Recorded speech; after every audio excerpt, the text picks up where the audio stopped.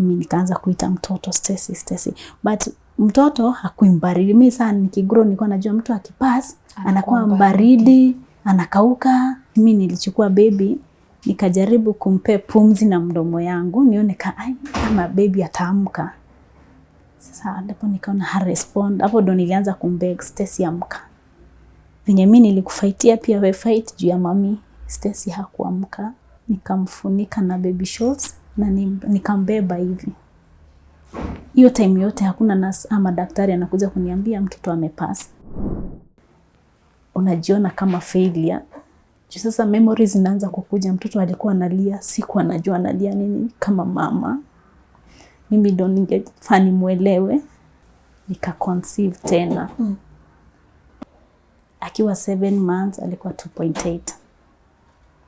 So daktari kuona hivyo akasema hapana. Huyu mtoto hahitaji oxygen, hahitaji NBU, ametosha, amefikia. Gani? The same one ya mtoto wa kwanza? Yeah. Ulirudi hapo? Nilirudi hapo juu mimi nilidhani kujifungua ya kwanza ilikuwa smooth, ni vile tu kulifanyika mistake. Wakaniweka kwa ward. Lakini sasa mara ya pili pia nikarudi nikidhania labda ya kwanza ilikuwa mistake, ya pili haitajirudia.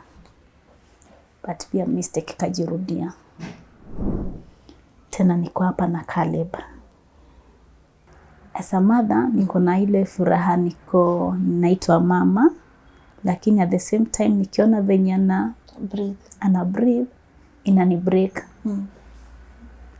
Inani break na sometimes me hadi utamani kama hiyo ugonjwa ingekuwa inabebaniwa ningekabebea from the first day, hangeserve. Saa hii penye imefikia solution ni India juu Kenya hakuna hiyo nini ya kufanyiwa hiyo mambo na heart ya mtoto mdogo. Sasa walisema solution ni kwenda India in less than 2 months. In less than 2 months? Yes. So that gives us a month. Yeah.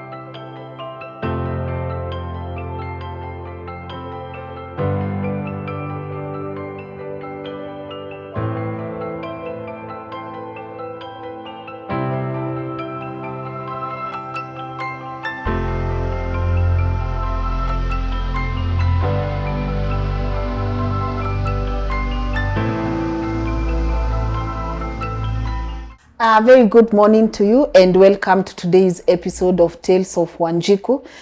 Guys, today I'm back at the same place my sister was a couple of years back. 2 years actually. Baby David turned 2 on the 8th of June. And when I say give God and time some time, things just figure themselves out. You know, I remember when I saw my nephew kwa hizo incubators on oxygen, like it was such a confused, ilikuwa tu, man, I was so confused. I'm not even lying to you guys. And today I just came from seeing baby Caleb, and we had the pediatrician akitu explain here what is going on the baby, and I get to sit here with the mom, and he's only 17, not 17 months, he's only 17 days old, and there's an urgent need for us to send him to India to get a surgery that is estimated to cost around 2M. But then when you put accommodation and they need to go with a nurse huko, the math is around 2M up or 2.5, thereabout.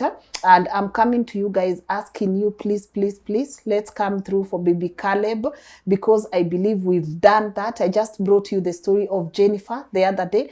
And guys, you have raised almost 3 million for that girl. So today, let's just hold hands and come through for baby Caleb, it doesn't have even to be financially, emotionally, spiritually. The mom, of course, we don't expect her to be in a very good condition, and no one wants to see their baby at such a place.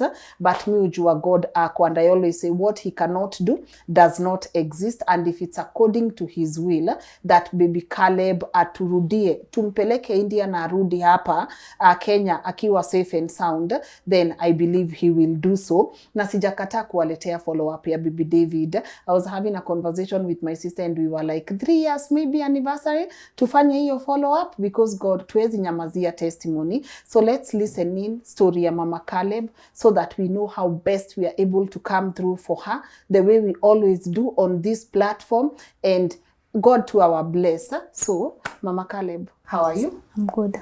Una feel aje? Na niko poa. Na feel vizuri.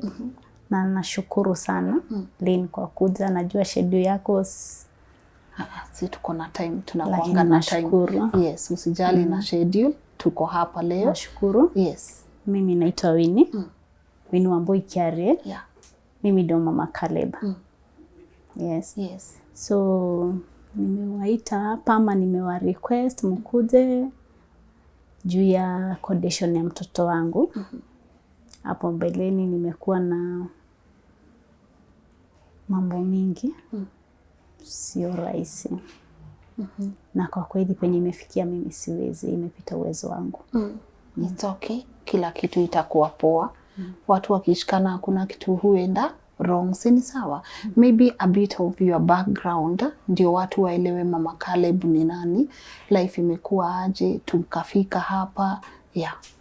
Okay, mimi ni mzaliwa wa Nyandarua. Nikalelewa Nyandarua, nikasomea Nyandarua. Shule inaitwa Center Primary School. Iko tu Nyandarua County, Engineer. Wero. So secondary bado nikasomea huko. Back in 2016 kakuja Nairobi kutafuta kazi. Na kwa hiyo kutafuta kazi tukapatana na baba Caleb. Nimeolewa. Lakini baba Caleb hakuweza kukua hapa, pia yanashughulika. It's okay. So tukapatana na baba Caleb na tukaoana. Kwetu kwenye nimezaliwa kwa familia ya watu 7. Niko na wadada wanne. Mimi ni first born na wao sasa wengine 4. So hatuna kijana, tumezaliwa wasichana tupo. Wazazi wangu wanafanya kazi ya kulima tu. Yeah. Okay. So pia wao financially hawayuko stable. Wanafanya tu kulima. Yeah. So na mimi na baba Caleb tunafanya tu kazi dogo ya hapa na pale. Yeah. Unafanya job gani? Mimi nauza tu vitu, nikipata tu vitu tudogo nauza. Yeah, ile profit kidogo na make. Yeah. Okay. Mimi ndo first born kwetu, so na support pia mamangu kusomesha wadogo wangu. Tuko na siblings 2 shule. Mmoja ako form 2, mmoja ako form 1. Okay. Yeah. So you support a lot. Yeah. Okay. Life kwa marriage imekuaje? Kwa marriage, okay. Haijakuwa rahisi kulingana na zile vitu tumepitia. Yeah. Imekuwa ngumu. Lakini tunashikana tu mkono, tunasema Mungu atatenda. Yes. Yeah. Na anatendanga kila saa. Yeah. Yeah. Ni walk me through your pregnancy journey, because Caleb is not your first. Yeah. So if you can walk us through your history. Yeah.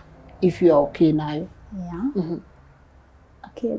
2020 nilipata ujauzito ikiwa September. Ujauzito haikuwa na shida yoyote, nikaibeba vizuri, nika-attend clinic vizuri. Na ikiwa June 2021, May 31st nilijifungua mtoto msichana ambaye alikuwa anaitwa Stacy. Mtoto tukaenda naye nyumbani, alikuwa salama, hakuwa na issues, mama hakuwa na issue after kujifungua. Lakini kufika nyumbani mtoto akaanza kulia. Being a first time mom, sikuwa najua nini naendelea. So mimi nilikuwa najua mtoto labda anaumwa na tumbo. Venye nasikianga watu wakisema mtoto mdogo anaumwa na tumbo nini. So mimi baby akilia nilikuwa tunamsoothe. So sijui baby ako na shida. Baby alilia from first day kufika home. Hadi ile siku tulienda hosi. Kila usiku hatulali, baby kulia.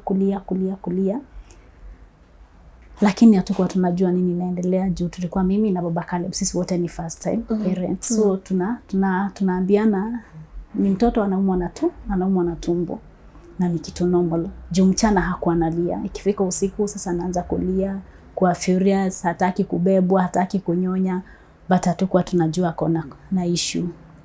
So ikaenda hivyo. Okay. Hapo nyuma sikuwa being a first time mom, nilizaa usiku. Following day asubuhi nikapewa discharge. So sikuonyeshwa kupea mtoto matiti, kitovu venye inafaa kuhadoliwa. Hakuna kitu nilionyeshwa. So tukaenda home. Sasa hata nikiwa nyumbani hakuna kitu nilikuwa najua. Sikuwa najua hata mtoto sijadungiwa BCG. Tukakaa. Sasa kuna hii siku before afikishe 2 weeks, mamangu alinipigia. Mimi hata ndo nilimpigia. Akaniambia mtoto wako aje, nikamwambia mtoto wako sawa. Lakini analia sana. Mamangu akaniuliza na huyu mtoto alidungwa. Nikamuuliza kudungwa nini? Sikuwa najua anything. Akaniambia mtoto akizaliwa huwa anadungwa BCG na anapewa polio. Nikamwambia mimi sijui unless niulizie. Akaniambia before ulizie, chukua kitabu ya clinic, enda page fulani, uangalie kama umeandikiwa. Nikaenda nikapata sijaandikiwa, nikamwambia sijaandikiwa kitu. Akaniambia sasa itabidi kesho uamkie hospitali, hiyo yenye ulijifungulia ndio ujue kama mtoto alidungwa BCG. Nikaamkia hospitali following day. Nikaenda na nikapata ni kweli mtoto hakudungwa BCG. Lakini nikaambia daktari kuna vile huyu mtoto wangu nasikia analia usiku na pia kupumua naona anapumua haraka. Daktari akampima akaniambia mtoto ako sawa. Nikamwambia hapana, mtoto kuna vile anapumua, mimi naona anapumua mbio, alafu kuna sauti anatoa. Akaniambia hapana, mtoto ako sawa, ni vile wewe ni first time mom na hujui. Uliuliza kwa nini hawakukuandikia? Okay, venye nilienda kusema hawakunidungia mtoto BCG, ilikuwa kama chaos, wananikelelesha. Nilienda aje nyumbani bila kudungiwa mtoto BCG. But after kuingia sasa kwa daktari, akaniambia ameambiwa na nurse what happened na ana apologize. Hawakujua. Ni nurse alifanya makosa, badala ya anitoe anipeleke kwa ward, alinipeleka kwa wale watu wa kudischargiwa. Yeah. Sasa mtoto akadungwa, tukaenda nyumbani. Mtoto akigrow alikuwa leo nikimvalisha nguo inamtoshea. Kesho nikimvalisha the same nguo napata haimtoshei. Being a first time mimi nasema mtoto ana grow. Kana add weight. Sasa mimi naona mtoto ana grow. But mtoto hakuwa na grow, ni kama alikuwa na furaha.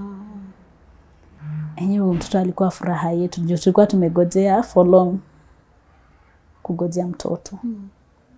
So venye tulimshika sisi tulikuwa tunajua, then hatukuwa tunajua mtoto hupass. Sisi tulikuwa tunajua wewe ukijifungua mtoto huishi.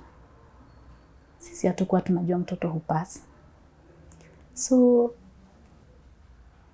every day tunapata mtoto si venye alikuwa anatoshana jana, mtoto si venye alikuwa. Hadi hiyo siku sasa after kumdungisha BCG ilikuwa on a Friday. Kurudi nyumbani mtoto alilia kutoka saa 1 jioni. Alianza kulia, nikamtoa nguo zote hanyamazi. Akalia, nikatoka bedroom, nikakuja sitting, nikamlalisha kwa kiti, hanyamazi. Mimi being a first time mom, sikuwa najua mtoto temperature inaweza panda akue mbaridi. So temperature yake ilipanda akakuwa mbaridi. So mimi nikimshika nasikia ni mbaridi na muongezea manguo na baby shorts. Juu nasikia mtoto ni mbaridi. Tukakaa mtoto analia tu. Namtoa nguo tena nikisikia ni baridi namvarisha tena.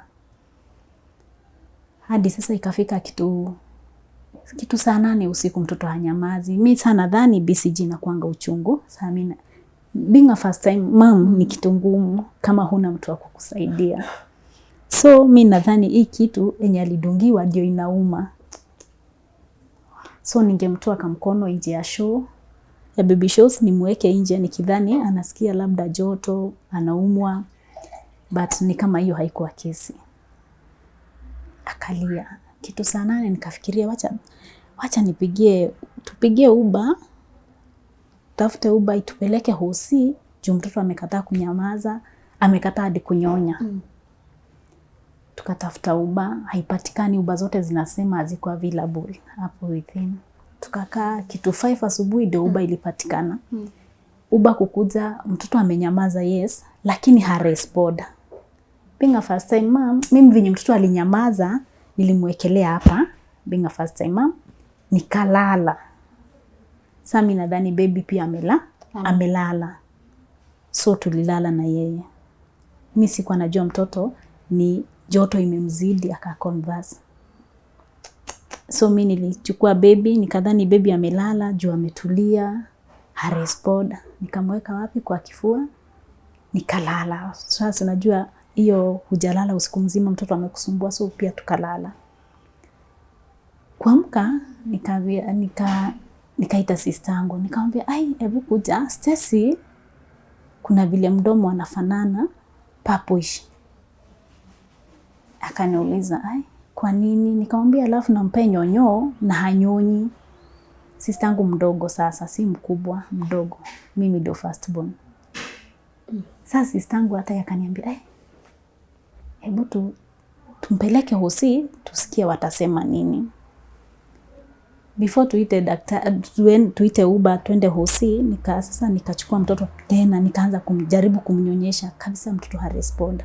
Nikamtoa nguo. Nikaona mtoto hata nikimtoa nguo halii, na alikuwa nikimtoa nguo analia. Mimi nikampaka mafuta. Sasa bado nasikia ni baridi, so hata kuita Uber niliita Uber, nikachukua baby show 4. Kwanza nilimcover na towel mzito, alafu nikachukua baby show na mcover nazo. Sasa mimi sijui mtoto ni joto inamsumbua. Uber ikakuja, tukaenda. Sasa mtu wa Uber, tukiwa kwa ajia, mtu wa Uber akaniambia kuingia tu Uber. Mtu wa Uber akaniuliza nini shida? Nikamwambia mtoto analia tu, na alilia usiku na akanyamaza. Akaniambia na mbona umemfunika hivyo? Nikamwambia mtoto ni baridi, that's why nimemfunika. Akaniambia hapana, labda mtoto ako na joto. Nikamwambia hapana, hawezi kuwa na joto na si moto, ni baridi. Akaniambia toa hizi baby shows. Alikuwa mzee mzuri sana. Nikatoa baby show 2, nikabakia na 2. Akaniambia fungua mtoto hii baby show hivi, hapa baki hana kitu. Nikamfungua, tukaenda. Sasa tukiwa Thika Road, mtoto akaanza sasa ni kama ameanza kuamka, lakini hiyo kunini na mshida.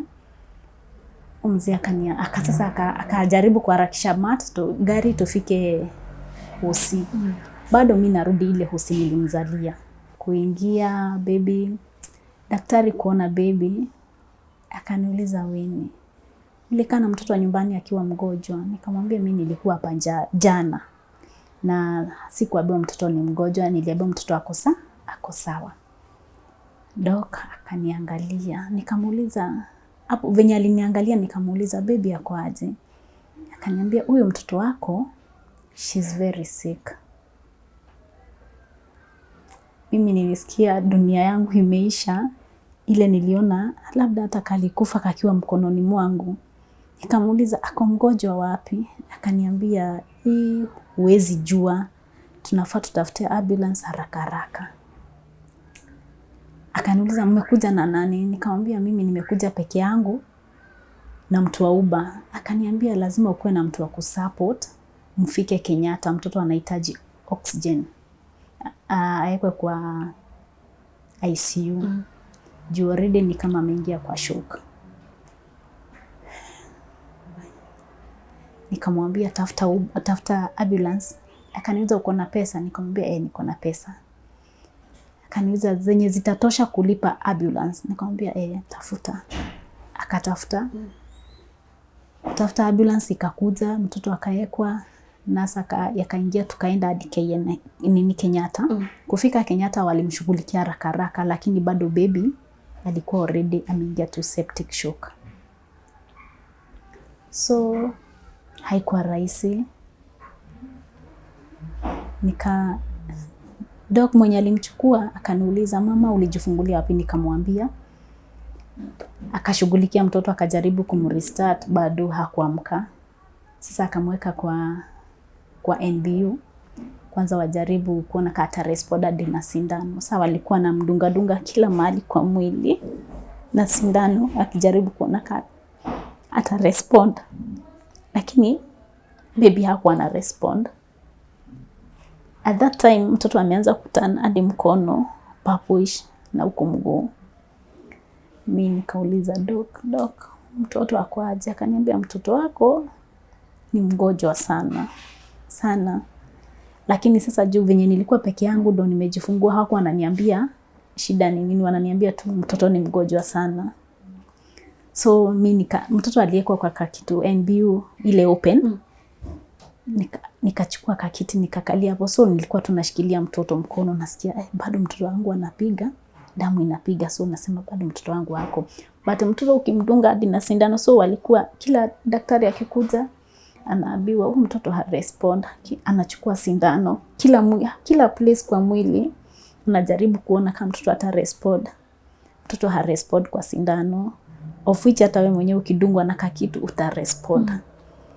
Sasa venye haku respond, wakaanza kusema huyu mtoto anataka ekwe kwa ICU.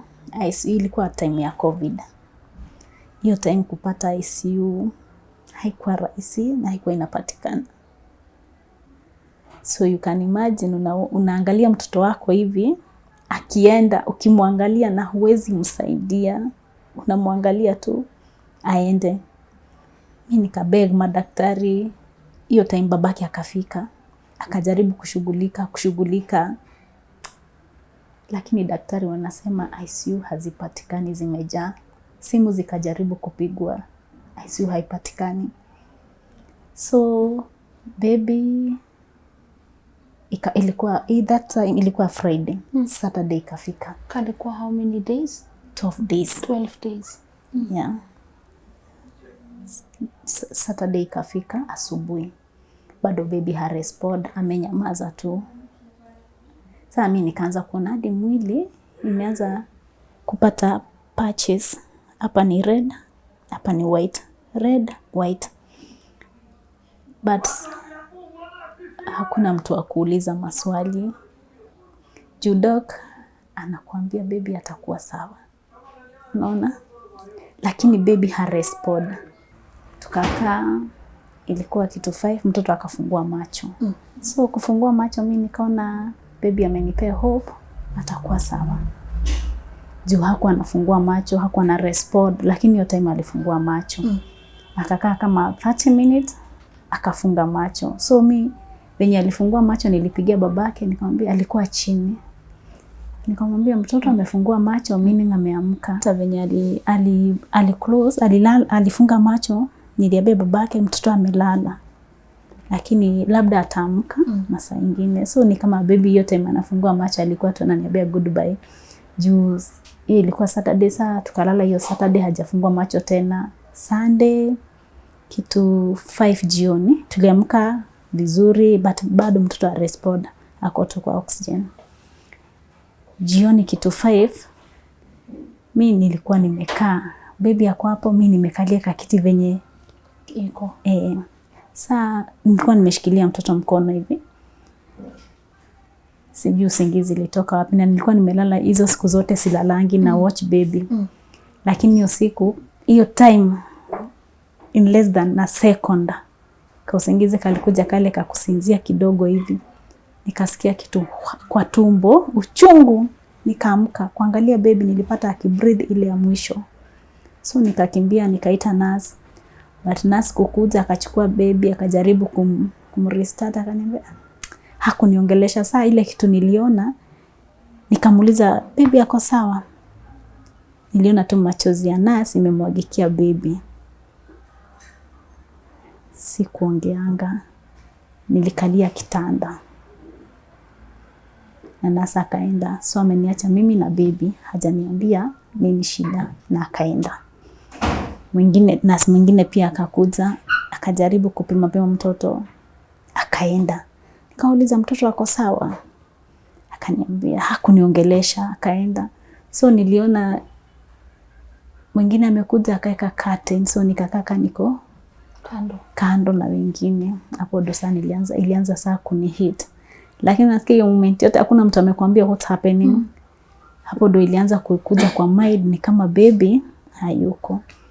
Mimi nikaanza kuita mtoto Stacy. But mtoto hakuimbaridi. Mimi sana nikigrow nilikuwa najua mtu akipass anakuwa mbaridi, anakauka. So mimi nashika baby, naona viungo za baby bado zina move, baby bado ako na hiyo joto, umetoka kwa oxygen. Sana nasema baby bado hajapass hako. Nikapigia babake akakuja. Babake akaangalia mtoto, hakuongea, akaketi. Na bado hakuna mtu anakuja kuambia? Hakuna mtu anakuja kuniambia. Mimi nikachukua mtoto. Sasa venye niliona babake ameketi, mimi nilichukua baby, nikajaribu kumpe pumzi na mdomo yangu, nione kama baby ataamka. Sasa ndipo nikaona respond. Hapo ndo nilianza kumbeg, Stacy amka. Venye mimi nilikufaitia pia we fight juu ya mami. Stacy hakuamka. Babake sasa alikuwa tu ameketi hapo, hakuniongelesha. Mimi nilichukua baby, sikuwa naamini. Nikamfunika na baby shorts na nikambeba hivi. Hiyo time yote hakuna nurse ama daktari anakuja kuniambia mtoto amepass. Mimi niko tu peke yangu, nimewekewa curtain. Nikakaa na mtoto, nikaona mtoto kabisa harespond. Sasa hapo ndo nilianza hizi nini wanaekangwa za sindano, nikaanza kumtoa pole pole, nikijaribu tu kumuita baby amka. Baby usinifanyie hivi. Nikamtoa kila kitu.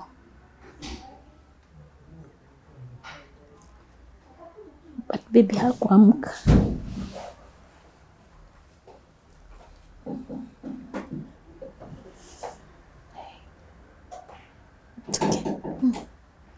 Baby hakuamka. Bado nasa hajakuja, daktari hajakuja. Mimi nikabeba tu bado mtoto, nikachukua mafuta, nikaanza kumpaka. Nikampaka hadi lips. Alikuwa amekauka juu ya kukaa kwa oxygen. Bado nikijaribu kuona mtoto ataamka. Niko na hiyo hope, labda daktari hawajasikia vizuri ama mtoto bado ataamka. Tukakaa saa 2 usiku ikafika, hakuna mtu anakuja. No one. Yeah, mimi bado nimeshikilia mtoto. Na bwanako hadi kuita doctor afanye anything? Sasa unajua nurse walikuja venye waliona mtoto ameenda, hawakutuongelesha, walienda. Sasa nilikuwa peke yangu. Sasa hapo ndo nilipigia bwanangu. Sasa kutoka hapo hakuna mtu mwingine alikuja. Mimi nikashika mtoto. Sasa baba mtoto ananiambia, baby, mtoto ameaga. Lakini mimi sikubali. Namwambia mtoto ataamka. Nikakaa na mtoto saa 2 usiku ikafika saa 3. Hakuna bado mtu anakuja. Kitu saa 4 saa 5 ndio nasa alikuja. Akatuambia, mumeona kenye imefanyika? Sasa babake ndo alisema akaambiwa sasa tunagojea daktari mkubwa lazima confirm, aseme kama ni hivyo ndio tuchukue mwili. So tukakaa, mimi bado nimeshika mtoto. Nilikaa na yeye kutoka 5 jioni hadi kitu saa 8 ya usiku. Saa 8 saa 7 hapo Dodoka alikuja akaconfirm, yes, baby hayuko. Sasa after kuconfirm ndio watu wa mochari walikuja kuchukua baby. Ilikuwa fight. Juu mimi siamini mtoto alienda. Mimi nasema bado mtoto wangu ni moto, so ataamka amelala. Akachukuliwa. So kuchukuliwa ikakuwa hivyo. Tukaenda home. Hakuna kitu chungu kama kwenda home na nguo za mtoto bila baby. na ni mtoto ulikuwa umeishi na yeye, mtoto ulikuwa unasikia kilio yake. Ilikuwa trauma.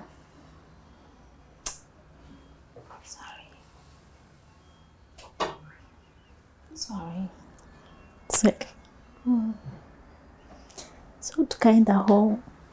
Following day tukaenda tukaekesha mwili.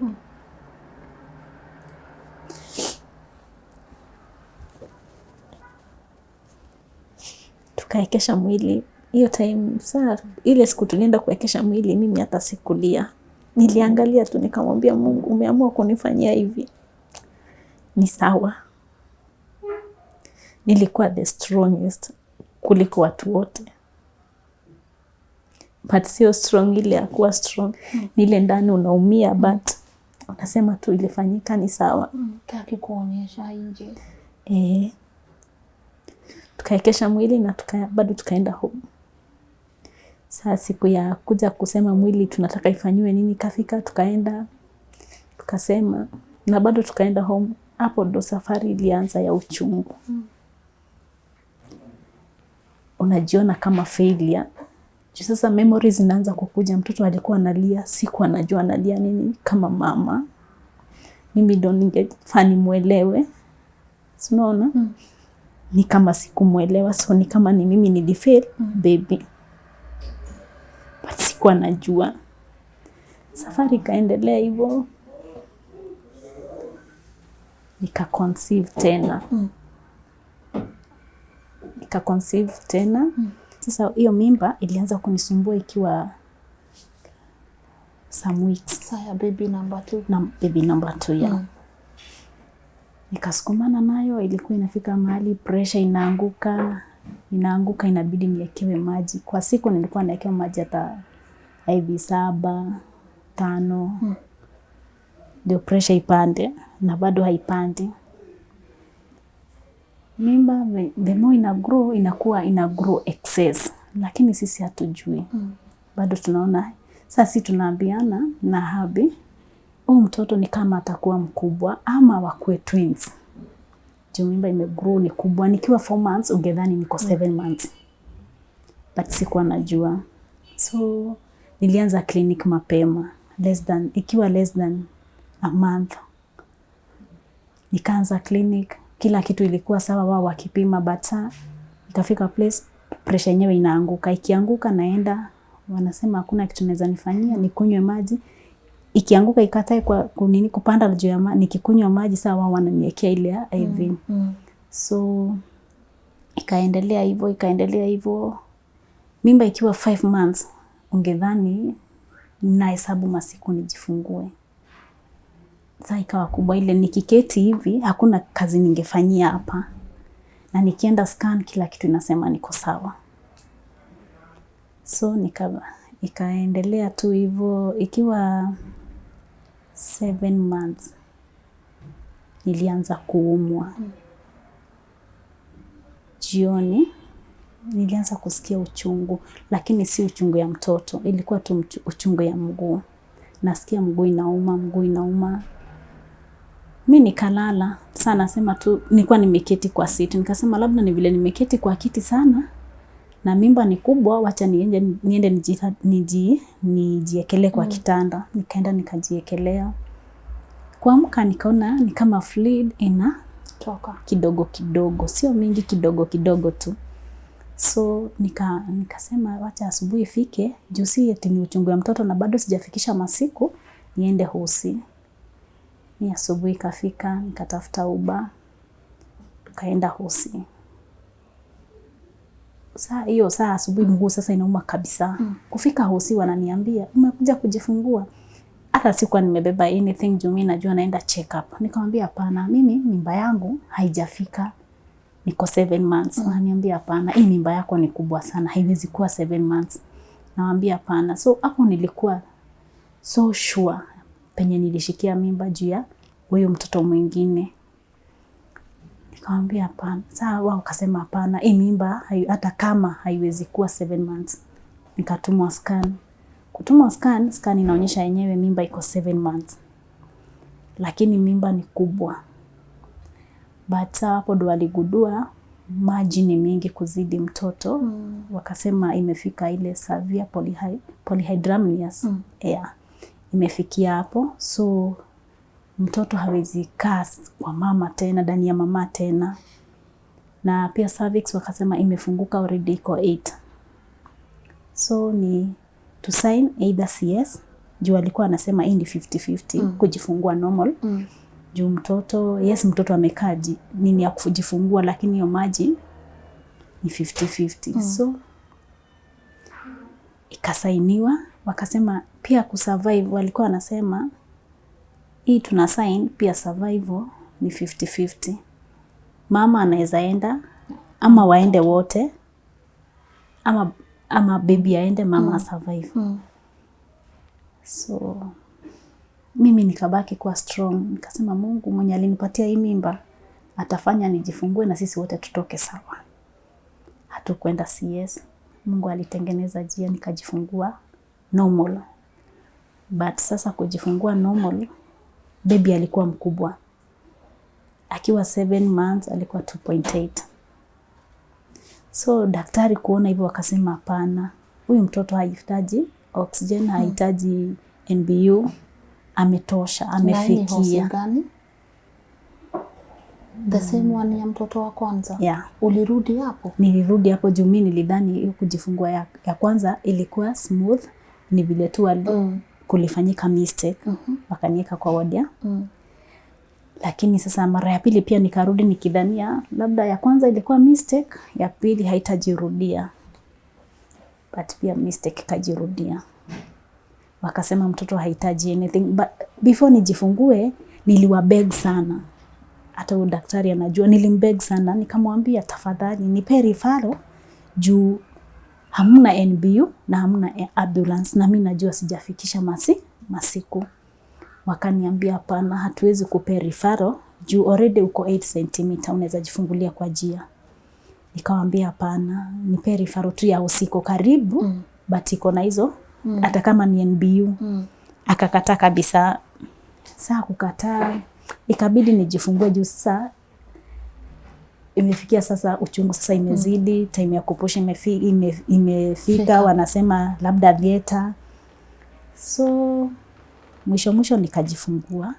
Saa kujifungua hapo ndo walianza kusema mtoto amefika, hafai kuwekwa kwa NBU. Wakaeka mtoto kwa kitanda kama hii, hayuko kwa NBU, hayuko kwa oxygen, na baby yako 7 months.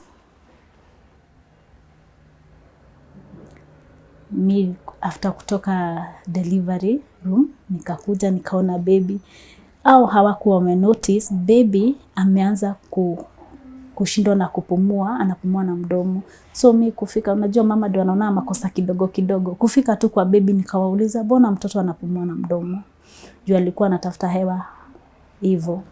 So nurse ndio alikuja akasema enyewe huyu mtoto anahitaji hewa.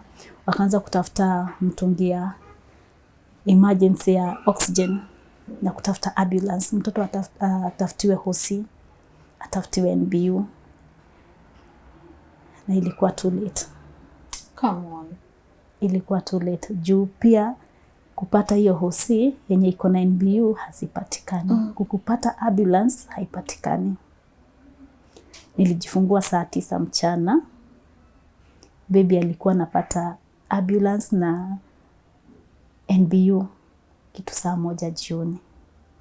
Already hadi baby ameanza kuturn color juu ya oxygen, anahitaji oxygen. Hii yote mimi nimeshikilia baby tu na mkono. So hiyo saa 1 ndio ambulance ilikuja. Ambulance kukuja wanaanza kusema kwanza lipia, unajua process ya hosi. Mimi nikawaambia nitalipa, sina shida na nitalipa ambulance. Nikalipa ambulance. Tena kuingia kwa ambulance kwenda hiyo hosi yenye ilipatikana NBU. Tukiwa kwa njia katikati na tumeenda kasafari, wakasema wakaanza kupigania kwenye walibaki hosi, walipigia mwenye tulienda na yeye, wakamwambia huyo mtoto hajaandikiwa notification, mrudi aadikiwe notification. ikakuwa tena ni kurudi. Juu anasema mtoto amezaliwa hospitali yao, hawezi toka bila notification. Winnie, sorry, I have to ask this. Which hospital is this that you went to? Siko comfortable nikiitaja. Juu ya kama hiyo siku nikijifungua, nurse alienda kwa mwenye hosi, niye gaino wa huko. Mwenye hosi ndio gaina wa huko. Na akamwambia huyu madam ako hivi na hivi na hivi, na alijifungulia hapa last time. Na ikafanyika hivi. So na prefer tumpe referral. Juji yake imefunguka na hajafikisha masiku na hatuna NBU. Akasema, akauliza nikiwa hapo amefunguka ngapi? Akaambiwa amefunguka 8. Hiyo time chungu ilikuwa imezidi, nilikuwa nalia. Akasema hatuwezi mpe referral. Ile kitu aliniuliza, sasa unalia nini? Mwenye hosi. Hiyo swali hadi wale unaikumbukanga kama jana. Aliniuliza sasa unalia nini? So what stops you from saying the name of the hospital? What are you scared of? Is someone threatening you? No. But naona kama nitakuwa na haribu. Unaharibu nini? Kazi yao. Ama juu wao ni kama wako biashara. Wewe unaenda umewatrustia wewe binafsi na kile kiumbe Mungu ameka ndani yako. But wao wenyewe unapata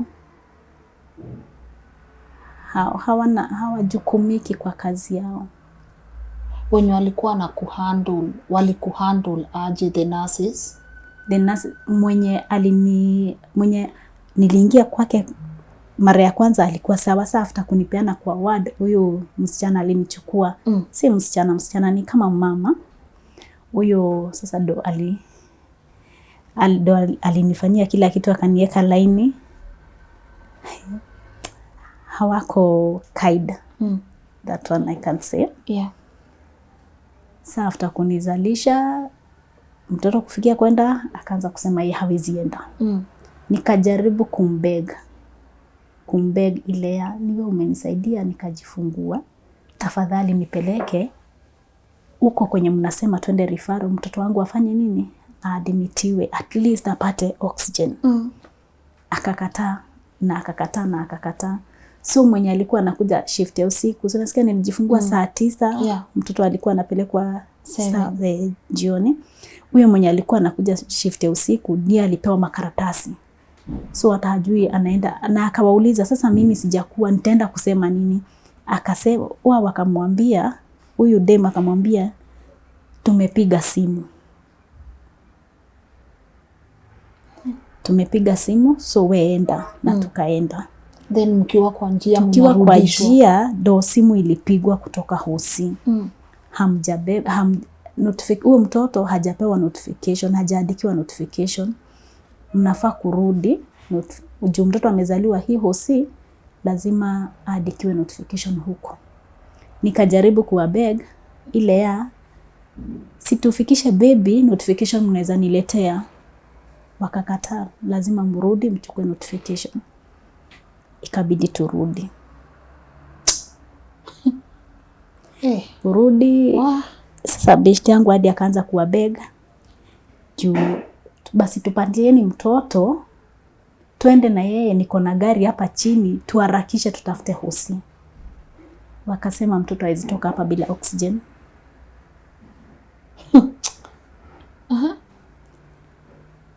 Ikakuwa kasafari, kamvutano. Mwisho tukaenda.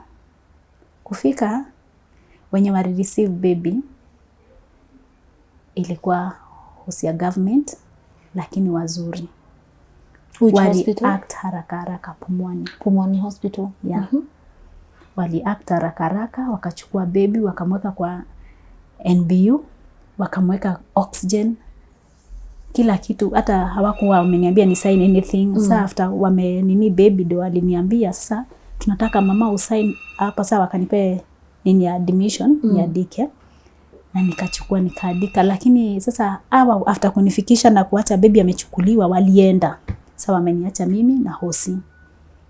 Sasa hata huyo wa Pumwani akaniuliza ulijifungua lini? Nikamwambia nimejifungua leo. Akaniuliza umejifungua leo na watu wanakuleta ukitembea badala ya kubebe na wheelchair? Hai. Nikamwambia nimejifungua leo. And where is your husband all along? Hakuwa amefika. So hiyo time hata alikuwa Isiolo juu alikuja following day. Kukuja sasa wakaniuliza mbona unatembea? Basi kama umejifungua leo watu mbona wanakubali utembee? Na hiyo time hadi niko na uzi nimeshonwa.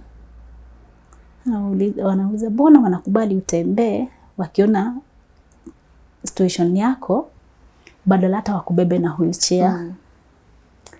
Sikuwa najibu. Juu mimi ile focus nilikuwa tu nayo ni baby ya kwetu sawa. Juu najua niko na ile memory ya huyo mwingine. So wakakuwa wazuri, wakanishughulikia kila kitu, wakanipea kitanda, wakaniambia itabidi upumzike juu hiyo safari hapana. Nilikuwa kanipea bed, wakaninurse tena. Lakini kitu saa 3 usiku nurse alinikujia kwa wada.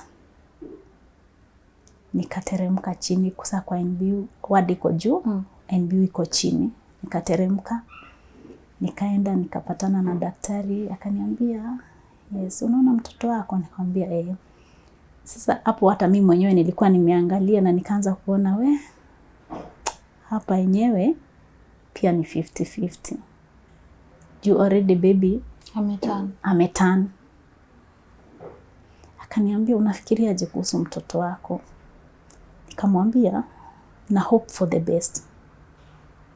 Akaniambia pia mimi nitajaribu my level best. Alikuwa Muhindi. Akaniambia lakini Winnie, nataka kukuambia mumefika hapa, hiyo hosi umejifungulia wamefika hapa when it's too late, wamekalisha mtoto sana. So pia sisi tunajaribu tukihope for the best, lakini we can't assure you anything. Tena nikasikia dunia yangu imeisha. Nilijaribu kutoka kwa hiyo incubator. Unajua Pumwani kwa incubator ni nini kubwa. Nilijaribu kustep, nikashindwa, nikajishikilia tu kwa incubator moja, nikakaa hapo, akaniuliza uko sawa? Nikamwambia niko sawa. Nasa akakuja akanishikilia, akaniketisha chini, akaniambia Winnie, bado mtoto wako, lakini we can't assure you, hakuna haja nikudanganya ati mtoto wako sawa. Mtoto wako hayuko sawa. Sasa unasa kabiwa nishikilie nirudishwe kwa kitanda. Hata sikumaliza 30 minutes kwa hiyo kitanda, nikapigiwa tena simu. Kuteremka nikapata baby, hati yake anasema imekataa, heartbeat imekataa. Sasa nikapata huyo Muhindi akaniambia heartbeat ya mtoto ilikuwa imekataa, lakini imekubali. But bado baby respond, amenyamaza na kala yake imetani ile. Sasa hadi uso yenyewe unaona hapa ni yellow, hapa ni kama purplish. Nikamuuliza ile tu, tunajua mama akifika mwisho, nilimuuliza tu doc, unaona kama huyu mtoto atasurvive? Nikaanza kulia, akaniambia Winnie, usilie, wewe jikaze. Mimi nitajaribu juu chini kwa uwezo wangu mtoto asurvive, lakini I can't assure you anything. Mtoto wako amefikishwa akiwa late. Akaniambia si hata umeona? Nikamwambia yeye. Akaniambia si umeona ulijifungua saa 9 na mtoto amekuja hapa almost saa 2. Saa 2 Because by the time ufike. Nikamwambia Nikarudishwa tena, saa baby heartbeat imekubali tena, nikarudishwa kwa ward. Kitu saa 4:30 nikapigiwa simu. Sasa after kupigiwa simu kutoka nje, nilipata nurse hapo kwa mlango. Akaniambia wewe Winnie ya? Nikamwambia Akaniambia nimeambiwa nikukujie. Hapo ndo nilijua kila kitu imeenda vibaya. Nikateremka, nikajipa tu nguvu, nikateremka hadi chini. Nikapata doc, bado the same doc hapo na mtoto. Akaniambia Winnie, mimi nimekuita nataka ushuhudie kila kitu. Mtoto wako sahii amekataa. So saa hiyo baby alikuwa na break ya mwisho. Mimi nguvu iliniishia ile tu, doka aliniambia mimi nataka ushuhudie ndio ukubali. Sasa baby alipumua ya mwisho nikiwa nikamshikilia mkono, nikajaribu kumwongelesha. Alienda kama bado nimeshika. Nikakuwa hivyo. Pumwani walikuwa wazuri kwangu. Juu alichukua baby, wakamweka penye anafaa, wakanirudisha kwa ward, wakaniongelesha. Asubuhi ndio wakanikujia, bado wakaniongelesha kabisa. Hadi nikakubali. Sijui sikuwa nakubali, nilikuwa nawaambia hapana, haiwezi kuwa hivyo. Lakini waliniongelesha hadi nikakubali asubuhi. Na saa rafiki yangu akakuja. Pumwani hawawezi weka mtoto kama mtu mwingine hajakuja aconfirm na aseme ni hivyo na ni kweli imeenda hivyo. Sasa akakuja pia akaconfirm, juu yeye pia tulienda na yeye hosi mtoto akiwa uhai, so anajua vile mtoto anakaa. So akaconfirm, akasema ni yeye na tukakubali baby. Kwa kadema ukachali. Kapili kalikuwa kakijana. Yeah, sasa baby akaekwa. Bado nikarudishwa kwa ward. Juu sikuwa stable, nilijifungua jana. Hiyo process ya kutembea tena nimerudishwa kwa ward. Ujaona kitu painful uko kwa ward. Wewe kwa mind yako unajua mtoto wako ameenda. Unajua uko kwa ile ward ya wamama wa kunyonyesha, wenye wako na watoto wa incubator.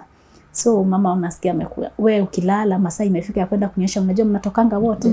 Wakiona utoki wanakuambia, "Mama, simamke twende tukakamue." Na wewe deep down unajua mtoto ulipigiwa na ukaenda ukaona yes ameenda. Sasa mimi nilikuwa nawaambia tu, mimi sikamui saa hii, mtoto wangu hajafikia kufidiwa. But deep down najua mtoto ameenda. But sasa unajua ni kwa ward, huwezi anza kuambia mama juu utawavunja roho. So naambia tu mimi mtoto wangu hajaanza kufidiwa, so sikamui. Lakini nikijifunika kwa hiyo blanket nalia ile, nauliza Mungu maswali mingi. Mbona mimi? Mbona ulinifanyia hivi? Lakini yote ikakuwa hivyo. Yeah. So sorry. Shapoa. So sorry. And here we have Caleb now. Sasa hapa sikuvunjika roho. Nikasema I'll keep on trying and praying. Hadi siku Mungu atanisikia nipatie mtoto. Tena niko hapa na Caleb.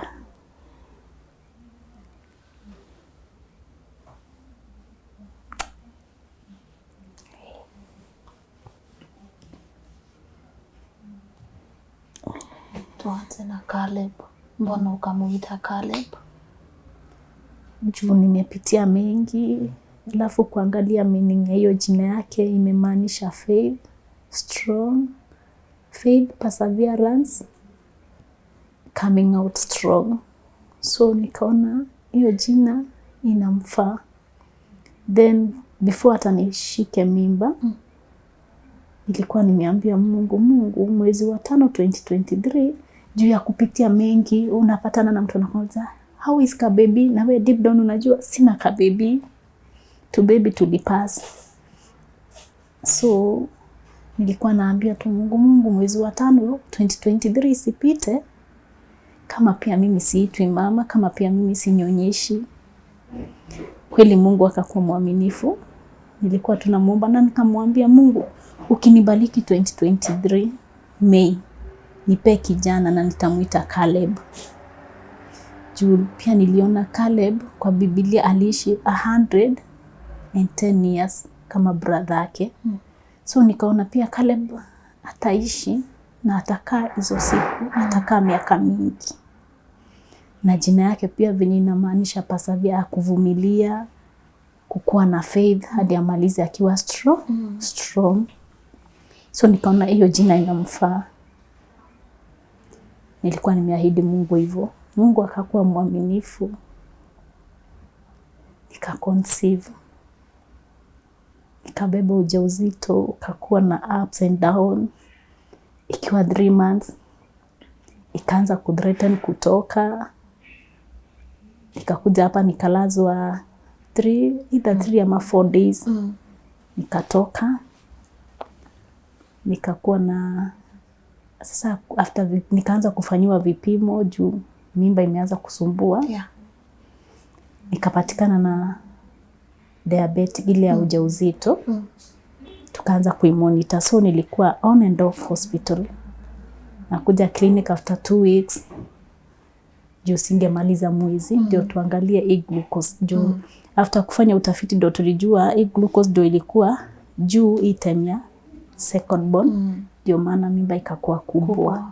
Na pia maji kazidi mtoto. Ndio ilikosa hiyo clinic wako kuambia. Hawakuniambia. So hiyo shida ilipatikana hapa. So nikakuwa ile nakuja clinic 2 weeks. Simalizi mwezi venye mtu anaendanga every month. Sasa nilikuwa nakuja 2 weeks hivyo. So ikakuwa hivyo na complication up and down. Nakuja tunaongea na daktari. Mara imeanza kuthreaten kutoka. Niko kwa madawa. Ilikuwa inafika mahali na kunywa dawa more than 7 types ama 5. Zote tunajaribu venye tutasustain hii pregnancy isitoke. Na pia tunajaribu kumonitor glucose pia isipande. So niko kwa dawa za hiyo sukari na imonitor na pia na kwa diet. Juu ukikula carb inaenda juu. So ikakuwa hivyo nikabeba ujauzito. Ikakuwa na challenge mingi. Ikafika mwisho. So on 31st May alishare birthday na firstborn. 31st May nilikuja 30th usiku asubuhi. Nikakaa nilijifungua 31st May saa 2. Nikajifungua mtoto wa kijana niye Caleb. So mimi hata venye tu nilimpata niliambia Mungu, enyewe Mungu nilikuomba na umetenda. Asanti. Na mimi nikajua tu baby yako sawa, hakuna issue na baby. Nikatoka labor ward. Nikakuja, nikashawa, sasa mimi nagojea baby. Nikauliza nurse, baby kakoaje? Ananiambia baby yako sawa. Unaona? Na baby alikuwa sawa. So after some time baby ndio akaanza kushindwa na kupumua. Sasa tukafikiria, hata daktari akasema labda ni TTN, na hiyo inakuanga normal kwa watoto wakizaliwa. Itaisha within 3 days. So 3 days zikaisha. Ya Caleb bado. Sasa hiyo mimi venye nilimuona venye alianza kupumua hivyo nikamuona memory ya firstborn ilirudi. Nikauliza Mungu, Mungu, kwani hii kitu ni nini? Tena imejirudia. But hata sikuongeanga huko kwa NBU, nilirudi nikaanza kulia. Nikasikia tu nimeenda chini ile ya ni kama pia hii ni kama tu zenye zimepita. But doctor akaniongelesha, akaniambia hii ni TTN, itaisha within 3 days. Daktari wa huku ni wazuri. Akaniongelesha, so mimi nikaona yenyewe hii ni TTN itaisha. 3 days zikaisha. TTN haijaisha. Doka akaniambia hii usijali, hata nurses wananiambia hii ni kitu normal. Tumpe isipoisha na 3 days tunawapeanga 5 days. Hii iishe. 5 days ikaisha. Bado haija resolve. Sasa ndio doka akasema wacha tufanye samples zingine za damu tuone shida inaweza kuwa wapi, juu hii ni kama sio TTN. tukaanza kufanya vitu zote, test zikafanywa, zote zinatoka negative. Sasa tukasema akaanza sasa kupewa antibiotics ndio asipatwe na infection. Na sasa doka akasema tusimnyonyeshe, aekewe hiyo pipe ya mapua afeed na pipe. So tukakaa, after I think siku ya 6 doka akasema tufanye echo tuone shida ya mtoto, labda ni heart ama lungs. Echo ikisema sio heart, tutafanya ya lungs. Ya tulianzia na ya echo, hiyo ya heart, na baby akapatikana na hiyo shida ya heart, but hatu kusimamia poti tuseme ati sasa ni heart na ni heart na ni heart. Hapana, doka alisema tuende further tuangalie pia lungs, isikue pia heart ime affect. Ya, lakini ya lungs ilisema lungs ziko sawa. Yeah. Today kako 17 days. Leo ako 17 days. Ukikaona unafeel aje? As a mother, niko na ile furaha, naitwa mama, lakini at the same time nikiona venye ana breathe inani break. Inani break. Na sometimes mi hadi utamani kama hiyo ugonjwa ingekuwa inabebaniwa, ningekabebea from the first day, hangeserve, ningembebea.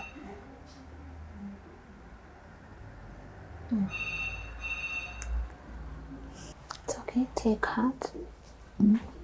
Now solution ni India. Sasa doka akasema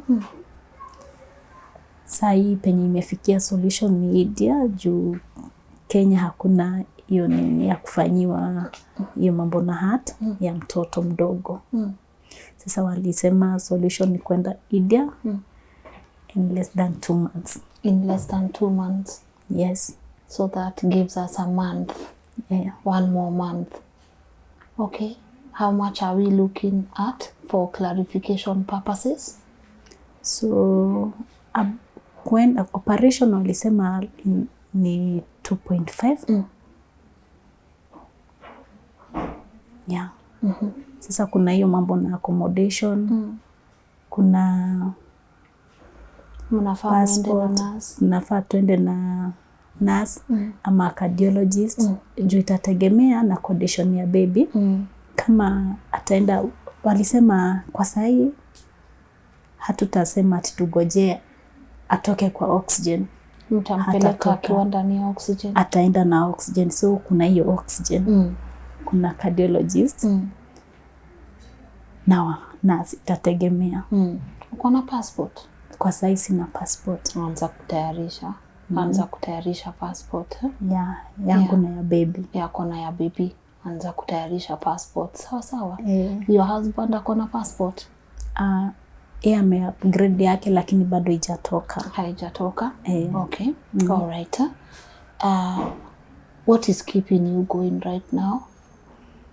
Ni ile kuona bado yeye mwenyewe ako strong, ananipea hiyo hope ya mama, I will make it. Yeah. Nikimwangalia naona venye ako strong, pia najipea hiyo nguvu, nasema kama yeye ako strong hivi, hata mimi nakuwa strong juu yake, to fight hadi mwisho. Uko strong, na usi give up. Yeah. Na usi lose faith. Na ukumbuke his name is Caleb. Yeah. Ukumbuke what it means.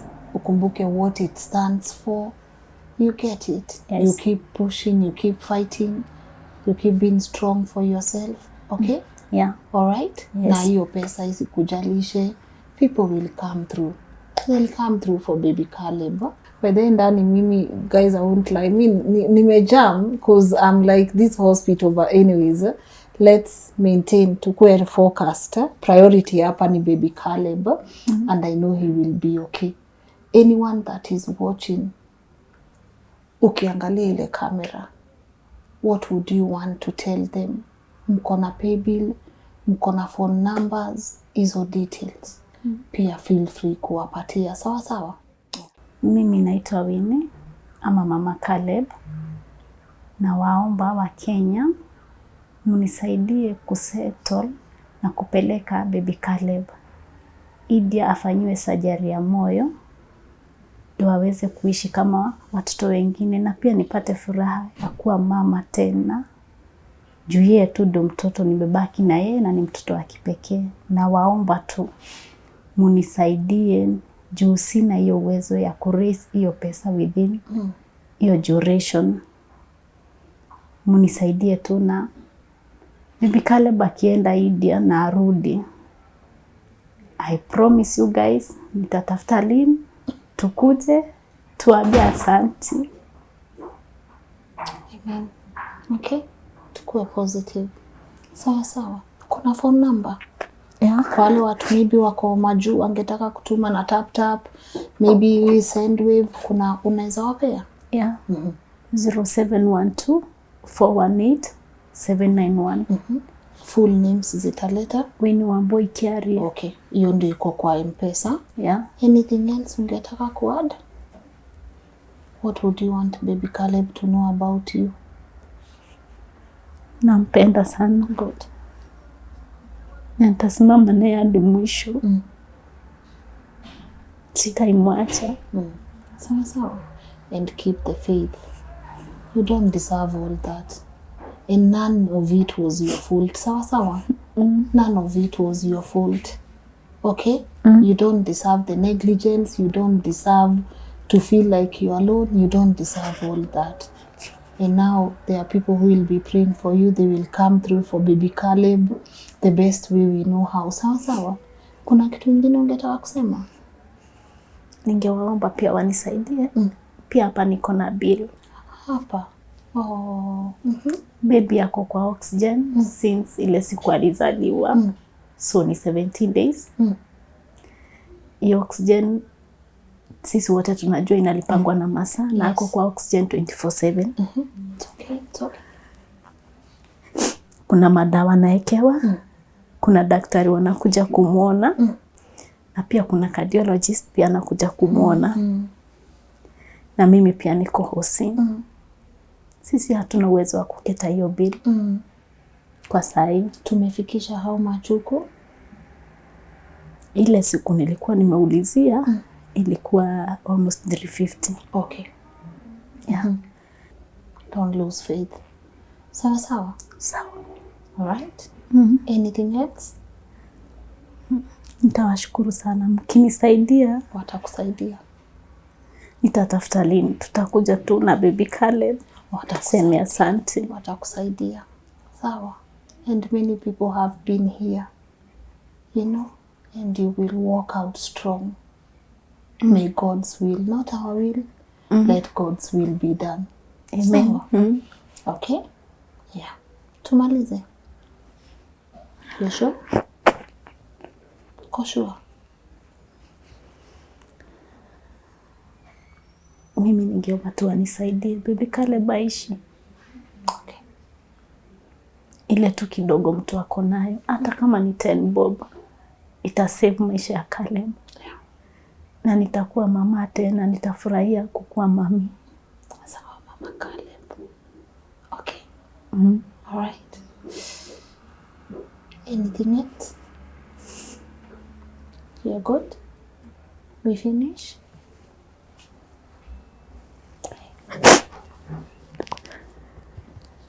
Take your time, okay?